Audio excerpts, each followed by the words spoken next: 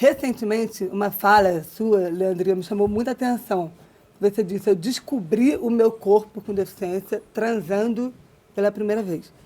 Como se deu essa sua autopercepção e a sua sexualidade? Eu acho que eu tenho sempre colocado nas minhas falas isso, né? O quanto foi revolucionário pra caralho na minha história e na minha trajetória descobrir a minha sexualidade. E é bem isso, eu descubro a minha sexualidade para depois descobrir a minha deficiência. Quando o menino mais lindo da minha escola resolve ficar comigo, isso muda totalmente a minha perspectiva, porque eu era um corpo e vivia me escondendo. Era um corpo e vivia sentindo nojo da minha presença, eu tinha vergonha da minha voz. Eu tinha vergonha das extremidades dos meus dedos e passava a esconder isso. E aí, quando esse menino, dito enquanto padrão, né, ele vê beleza no meu corpo, fala, porra, eu também posso ver beleza no meu corpo. E é injusto eu esconder esse corpo, né? E aí isso muda completamente. Quando eu descubro a minha sexualidade, as minhas roupas ficaram mais justas, mais curtas. Eu comecei a mostrar mais o meu corpo. E para além de começar a mostrar mais o meu corpo, eu estava vendo que tinha pouquíssimas pessoas falando sobre isso. E eu falei, porra, eu vou compartilhar isso. Eu vou escrever sobre isso. E aí eu começo a minha carreira na internet assim, quando eu resolvo compartilhar as minhas vivências e as minhas experiências sexuais na internet. É quando eu consigo alcançar todo esse público que não é PCD. Tá? Hoje eu não escrevo para PCD. É muito louco isso. A maior parte do meu público hoje não são nem LGBT, são mães de família, pessoas sem deficiência. Acho que de um tempo para cá vem aparecendo mais pessoas com deficiência consumindo meus conteúdos. Mas na maior parte são pessoas sem deficiência, heteronormativas, assim. E você conviveu com pessoas com deficiência, assim, você teve convívio também na sua vida ou não? Tive muito, inclusive, muito. Só que nada parecido com a história que eu tenho hoje, né? E sim aquela perspectiva PCD que todo mundo conhece, né? Frágil, e não é desejado, e não explora a sua sexualidade. Por milhões de fatores, a gente já bem sabe que o capacitismo está aí para isso, né? Para colocar o nosso corpo nesse lugar engessado, nesse lugar enraizado, nesse lugar digno de pena, digno de dó. E aí, quando eu chego, eu fujo dessa curva completamente, né? Porque quando eu descubro a minha sexualidade, logo em seguida eu já descubro a minha transexualidade. E aí eu rompo também com toda essa perspectiva, né? Porque é isso, para as agendas que me cercam, tem a agenda de pessoas com deficiência, aonde eu sou a coitadinha, e todo mundo é super proteger, e eu também sou uma travesti. E a sociedade determina para mim a história da sociedade, o corpo em heteropeto e ao mesmo tempo hipersexualizado, né? Então isso tudo num corpo só, mano, é uma loucura, é uma loucura. E eu passei a escrever sobre isso, e a encarar isso, então, tipo, foi nesse rolê, sabe? Bagunça os códigos no bom sentido, né? A Mara Moira, autora do livro E Se Eu Fosse Puta, ela fala que Leandrinha Duarte é o sistema. Porque as pessoas não sabem se elas vão ter pena de mim porque eu sou uma pessoa com deficiência ou se elas vão me odiar e vão querer me matar porque eu sou uma travesti. Então isso é uma puta de uma reflexão, assim, e a gente consegue nadar muito em volta disso. Que doido isso que você falou da questão das roupas, né? De a partir do momento que você, enfim, descobre o seu corpo enquanto um corpo desejável, isso mudou até no seu próprio jeito de se vestir.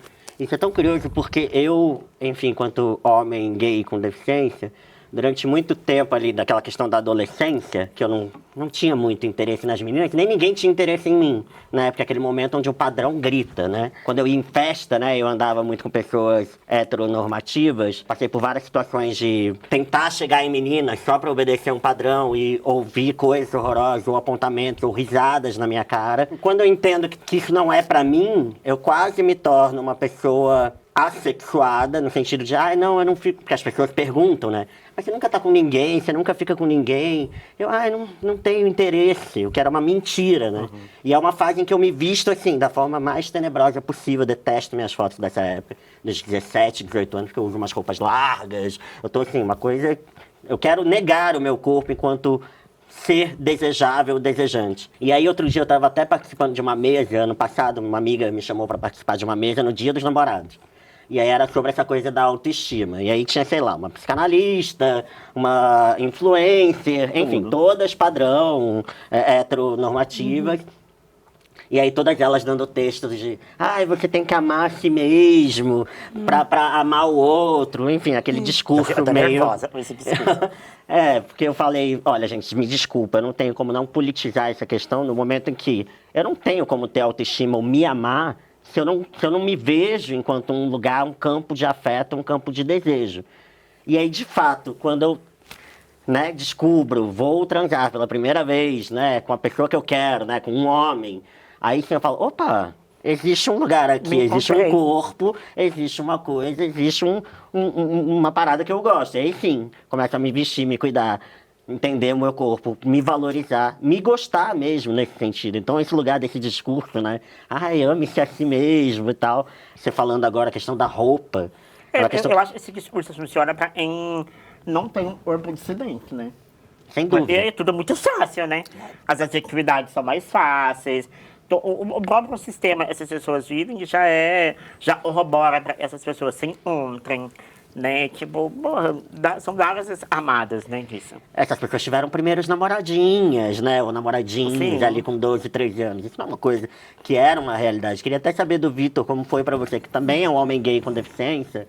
Como é que foi essa percepção do seu lugar da sexualidade e do seu corpo enquanto, sim, eu posso, sim, eu quero, sim, eu sou desejável. Eu acho que, diferente da maioria dos casos que eu escuto, eu sempre fui muito livre sexualmente, assim. Eu sempre tive muito mais questões com o afeto, assim. Eu nunca tive nenhuma questão em beijar, em transar. A minha questão era que eu, por exemplo, eu só conseguia ter esses encontros durante a noite. Porque eu criava uma fábula na minha cabeça de que durante a noite eu conseguia esconder mais a minha deficiência. Então eu saía para encontros, eu ia só para festas, porque eu conseguia beijar e transar, mas sempre que a pessoa vinha com alguma questão de afeto, eu fugia. Então a minha sexualidade ela se deu muito mais nesse sentido de eu, o que por um lado é bom, mas por um outro foi péssimo, de eu achar que o meu corpo estava ali só enquanto um corpo, que eu não era digno de afeto. Mas eu não tive... É muito bizarro, assim, porque agora que eu estou começando a ter inseguranças e questões, tipo, mais a ver com o sexo, sabe? Então, a minha autopercepção da minha sexualidade, ela se deu muito nesse campo de conseguir achar um equilíbrio entre sexualidade e afeto. De como assim como assim eu posso ser uma pessoa desejável, mas não posso ser amada, né? E eu acho que aí entrou também uma outra questão, que foi também eu me dar conta de o porquê que eu tinha esse comportamento, né? Eu acho que isso... Nossa, anos de terapia, mas isso... Dá-lhe análise. Anos. Viva. E isso foi uma coisa que eu percebi em terapia, que é pra gente conseguir namorar, conseguir ter o outro enquanto amor, a gente também tem que ter a consciência de que a gente pode perder. E perder pra mim era um lugar que eu nunca queria voltar. Porque eu já sabia que eu nunca ia ser o mais bonito, o mais desejável. Então, para mim, afeto era relacionado muito à condição de perda. E como eu nunca lidei bem com isso, eu me condicionei a só ter o sexo pelo sexo, sem correr o risco da perda. Porque amar também é perder, né? Não existe amar sem perder.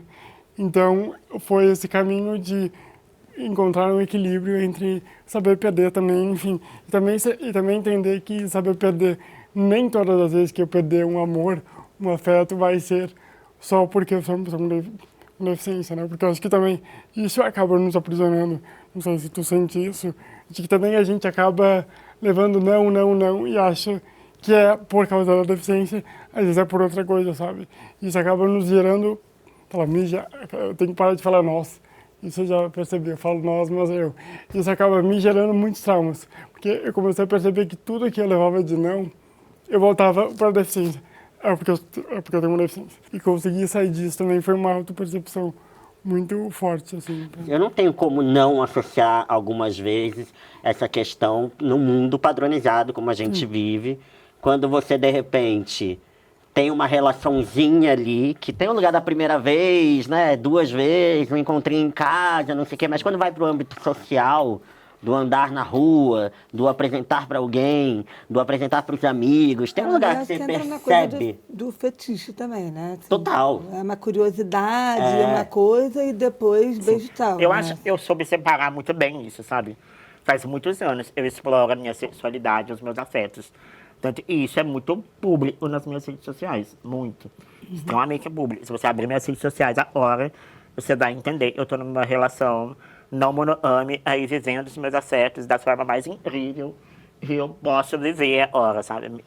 Me descubro não monogâmica recentemente. E, olha, é revolucionário, viu? Recomendo. Se você não ouviu a palavra da não monogamia, dá pra pesquisar. E você Eis vai- aqui a pastora da você, monogamia. você vai curtir, eu tenho certeza. Entendeu? E aí, isso mudou minha vida, mano. Ser uma pessoa pública com deficiência, eu atraio muito alpinista social, né? Então eu também já brinquei a filtrar esse tipo de pessoas. A minha taxa de relacionamento merda é baixíssima. Baixíssima. Porque eu consegui filtrar essas pessoas e deixar elas me acessarem até a página 2. Se é só sexo, vai ser só sexo. Vai ser casual. Um beijo, não me liga. Entendeu? Não me liga. Por favor, não me ligue. Eu não vou te atender também. Mas Bem, eu te isso bloqueei. é, assim, não é todo mundo que consegue fazer Não esse é filtro. mesmo, não é Assim, mesmo. você Tanto que é- quando eu compartilho isso nas redes, o que eu mais recebo é, porra, da onde vem a sua segurança? Né? Porque eu acho que é muito mais uma coisa de segurança mesmo, sabe? De confiar em mim mesma e não entrar nesse limbo que a sociedade empurra pessoas com deficiência. Né? E, por exemplo, por viver relações não monogâmicas, eu já ouvi muito, né, nos últimos tempos agora, e as pessoas ficam com outras pessoas porque elas realmente não me amam. E eu falo, gente, se eu deixar isso consumir, aí já era, fodeu meu dia, fodeu minha vida, eu nunca mais vivo. Mas quando eu entendo, eu posso sim ser importante para alguém, uma pessoa pode sim se apaixonar por mim e vice-versa, né? Quando eu legitimo a minha história, inclusive eu acho que isso é o maior incômodo hoje, né? Deslegitimar a minha história. Cara, uma pessoa com deficiência não pode dizer uma história de amor, uma pessoa com deficiência não pode dizer cenas de sexo casual, e eu escrevo, eu trabalho fazendo, né? Então, eu acho que quando as pessoas deslegitimam isso, a possibilidade disso ser um fato, isso me incomoda muito mais que os ataques de ódio que eu recebo. Pra caralho, porque pra mim é inadmissível em pleno 2024, 3? Nem sei, mas... Elas estão à frente, ela já está no ano que vem. Totalmente Total. descontrolada. A gente ainda está falando de corrimão e rampa para pessoas com deficiência. E abrimos o bico nessa sala, né? Essa possibilidade de discutir sobre afeto e sexualidade é muito rara. Muito. A gente tem É muito conversado rara. muito. Esse material, por exemplo, ele vai servir de acervo para os próximos anos, mano. As pessoas vão pegar isso aqui para estudar, sacou? Total. E é sobre.